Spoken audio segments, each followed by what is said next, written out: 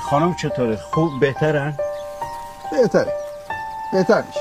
خب این که انشالله. ولی شما خیلی مردین آقا، این همه سال خسته نشدین که چی؟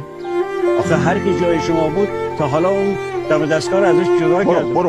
برو رد کار این حرفا به تو نیمته. سرت به کار خودت باشه، به جای این حرفا حواست به اینجا باشه. آقا خدا رو چه دیدی؟ شاید وقتی منم باز نفهمیدم. مگه تو نگفتی زن و بچه داری؟ دارم آقا شمس، ولی احتیاط شرط عقل دیگه.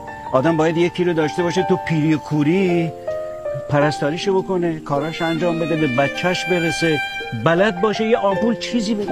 برو رد کارت. برو خجالت بکش از خودت.